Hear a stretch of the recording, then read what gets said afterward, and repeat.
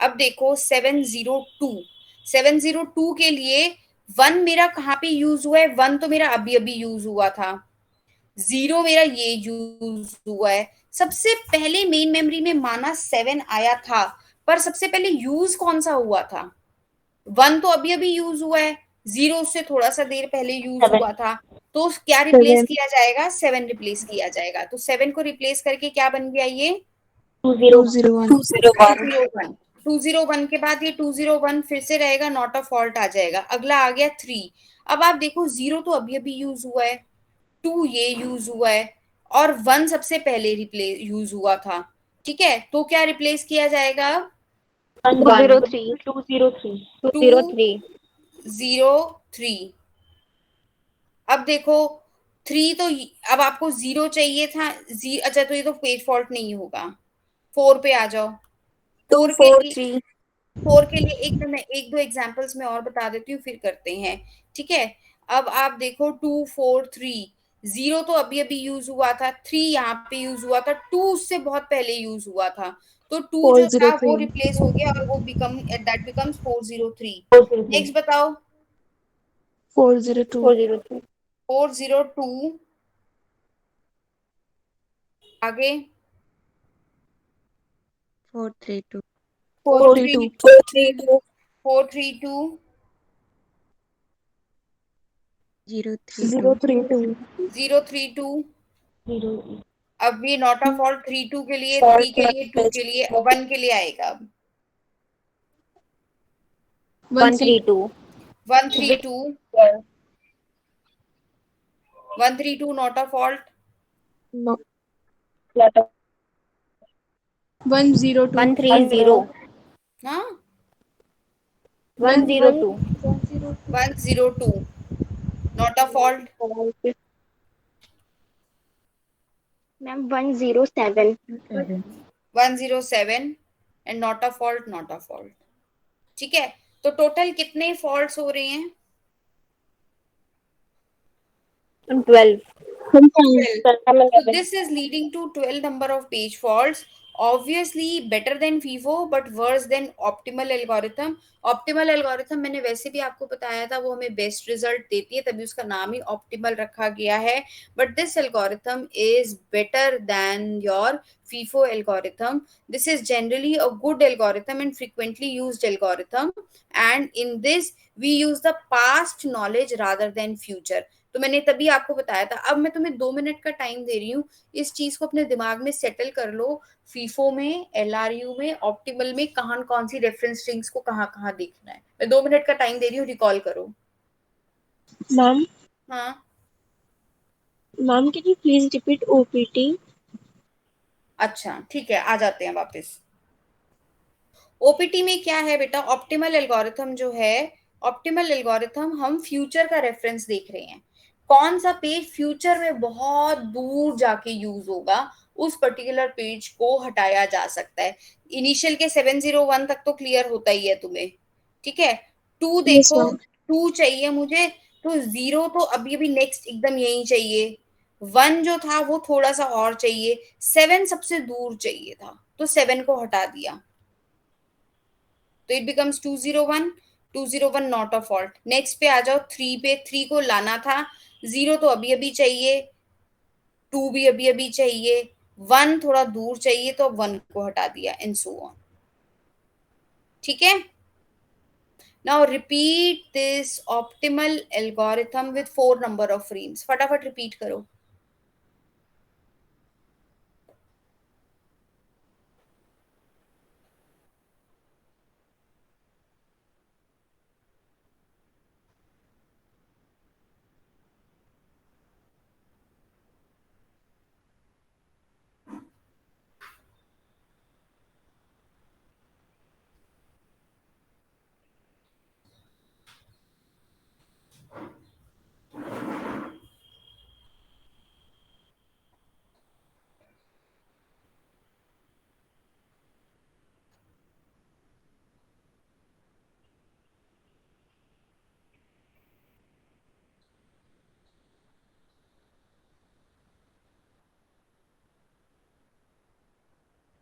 कर रहे हो आप लोग? Yes, ma'am.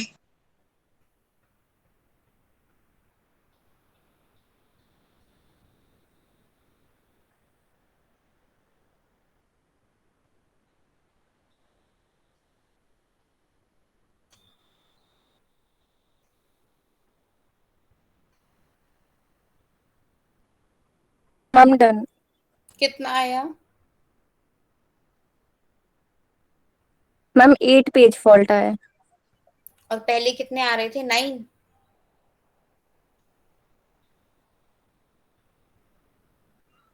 मैम फीफो वाले में नहीं, ऑप्टिमल में ही, 3 में 3 मैम। 9 थे।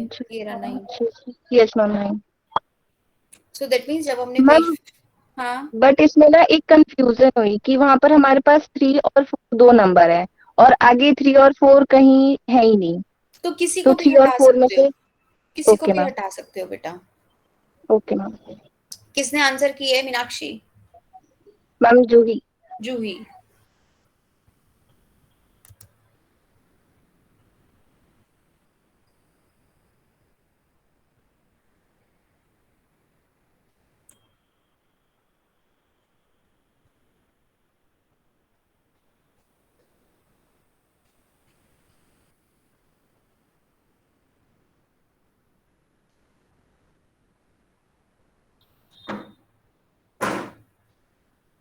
ठीक था। यही same algorithm same reference string के साथ LRU पे अप्लाई करोगे with 4 number of page frames.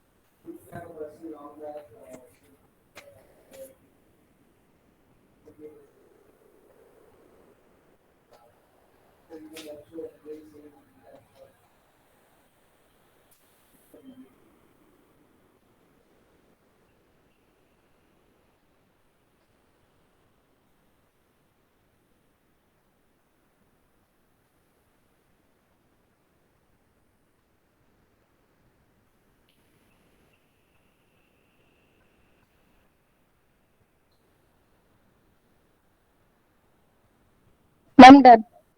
कितने आए? मैम 8। अच्छा, वेरी गुड। तो दैट मीन्स ये एल्गोरिथम ने भी ऑप्टिमल जितना ही रिजल्ट दिया। और कोई बच्चा जिसका हो गया हो?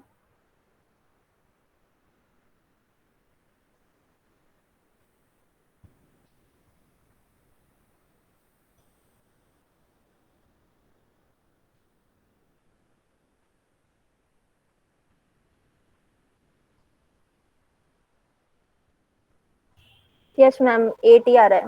8 ही आ रहा है, ठीक है। कोई रिपीट कर सकता है मेरे लिए? क्या क्या सीक्वेंस बता सकते हो? Yes ma'am. हम्म। मैम 7 हम्म।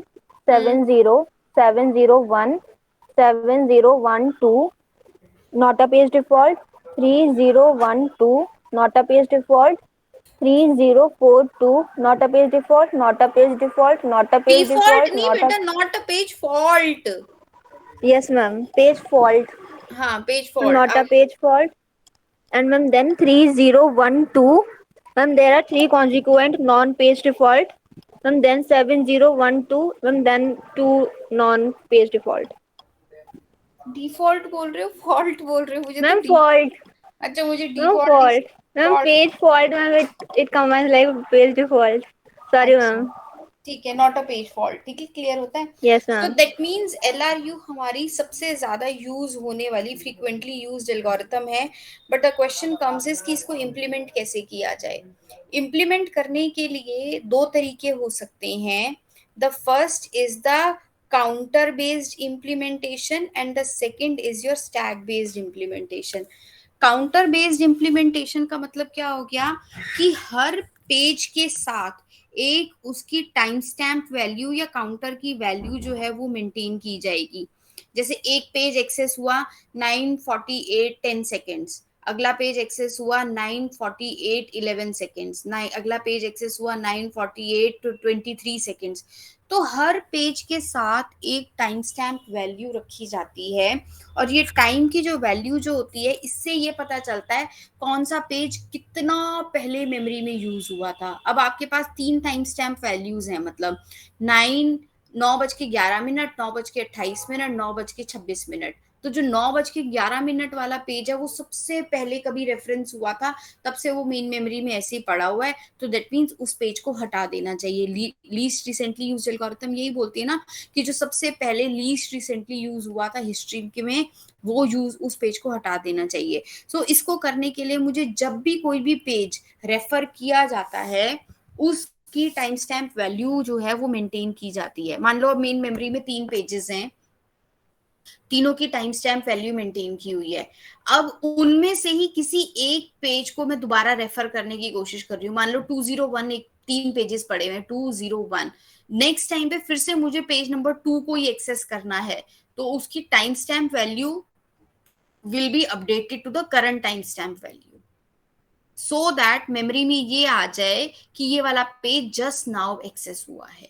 अगले इंस्टेंस पे पेज नंबर 3 एक्सेस हो रहा है, तो अब जो पेज नंबर 3 है उसकी वैल्यू जो है that will be the current time stamp value, क्योंकि अब मेन मेमोरी में या आपकी पेज के टाइम क्लॉक के साथ, पेज के टाइम स्टैम्प के साथ ये जाना चाहिए कि मोस्ट रिसेंटली यूज्ड अभी पेज मेरा 3 था, तो इसको मेन मेमोरी से नहीं हटाना चाहिए। ठीक है।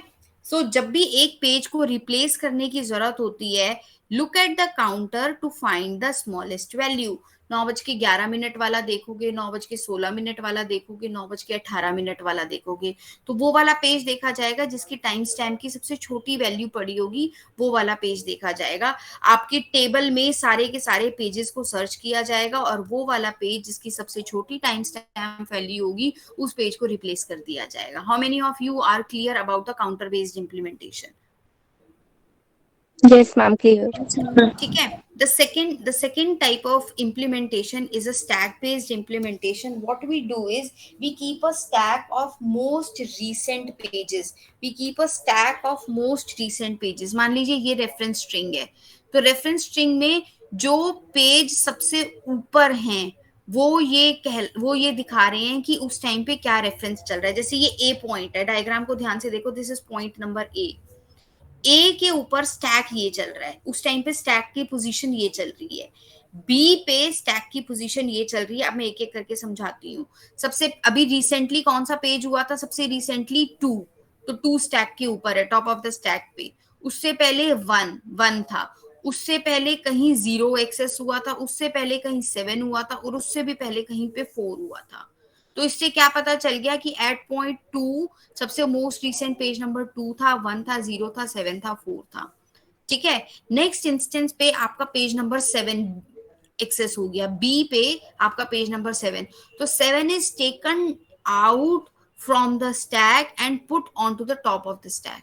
तो अब ये क्या दिखा रहा है कि अभी अभी 7 को रेफरेंस हुआ था, उससे पहले 2 का रेफरेंस था, बाकी के एलिमेंट्स जो होते हैं वो नीचे सिंक कर जाते हैं, और जो मोस्ट रिसेंटली यूज्ड आइटम होता है वो स्टैक के ऊपर आ जाता है।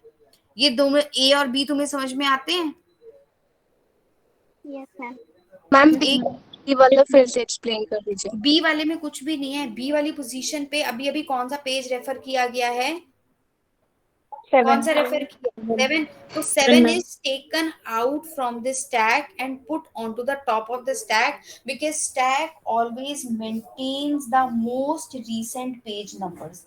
So जितने भी आपके recent pages हैं वो stack के ऊपर लगा दिए जाते हैं, and this stack based implementation is done using a double linked list. So it becomes very expensive. इसको इसमें सर्च करना, एक एक एलिमेंट को सर्च करना और उसको इम्प्लीमेंट करना मुश्किल हो जाता है, दैट आई नो, क्योंकि डबल लिंक लिस्ट से आपने अपने स्टैक को इम्प्लीमेंट करवाया हुआ है। बट जो एलिमेंट आपका नीचे सिंक डाउन होते जा रहे हैं वो आपके ऐसे पेजेस हैं जो बहुत देर से मेन मेमोरी में पड़े हुए हैं और यूज नहीं हुए। जैसे फॉर एग्जांपल 4 बहुत पहले कभी मेन मेमोरी में यूज हुआ था। सो अगर मुझे पेज को रिप्लेस करना है तो मुझे कौन सा पेज को पिक करना पड़ेगा? जो सबसे नीचे पेज होगा स्टैक में, उस पर्टिकुलर पेज को रिमूव करने की जरूरत है। समझ में आ गया? Yes ma'am. ठीक है, यहाँ पे आ जाओ. So we keep a stack of page number in the double link list form. जो पेजेस रेफरेंस किए जा रहे हैं that moves to the top.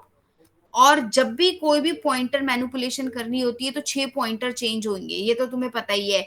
एक इसका बैक इसके फ्रंट पे आ जाएगा, उसका फ्रंट उसके फ्रंट पे आ जाएगा. ये मैं नहीं बता रही कि आपको 6 पॉइंटर्स कैसे मैनिपुलेट करने होंगे, बट एक एलिमेंट को top of bottom of the stack से उठा के टॉप ऑफ द स्टैक में डालना है लिंक लिस्ट के इम्प्लीमेंटेशन में. तो ऑन एन एवरेज आपके 6 पॉइंटर्स जो हैं वो चेंज करने पड़ते हैं.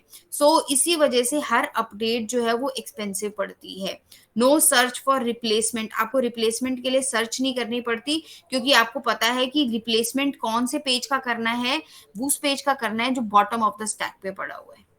जो बॉटम ऑफ द स्टैक पे पड़ा हुआ है उस पेज को आपको रिप्लेस करना है. LRU and OPT are the cases of. अब हमारी एक स्टैक एल्गोरिथम्स होती हैं, ये यहाँ पे ही हैं. स्टैक एल्गोरिथम्स एक तरह की क्लास ऑफ एल्गोरिथम्स होती हैं जिनमें कभी भी बैलेडीज एनोमली नहीं होती. हमारी जितनी भी हमारी पेज रिप्लेसमेंट एल्गोरिथम्स होती हैं उनमें से कुछ एल्गोरिथम्स हमारी स्टैक एल्गोरिथम्स होती हैं. स्टैक एल्गोरिथम वो एल्गोरिथम्स होती हैं जिनके अंदर कभी भी वैलिडेज एनोमली नहीं होती. स्टैक एल्गोरिथम क्या कह रहा है कि अगर set of n pages memory में हैं, so it will always be a subset of the pages that would be in the n+1 memory.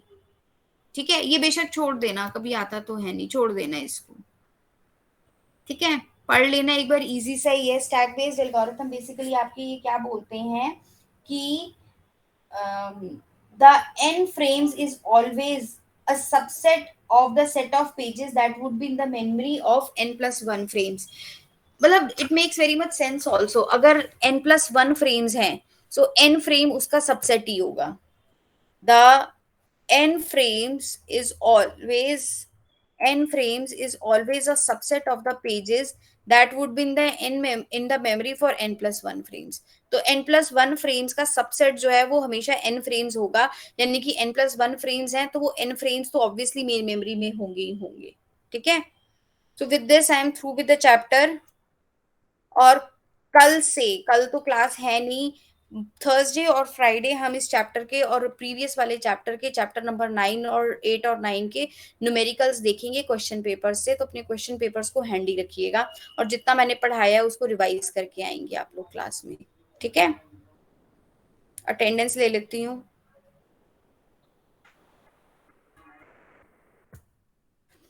आकृति, अहाना, प्रेजेंट मैम. ऐश्वर्या,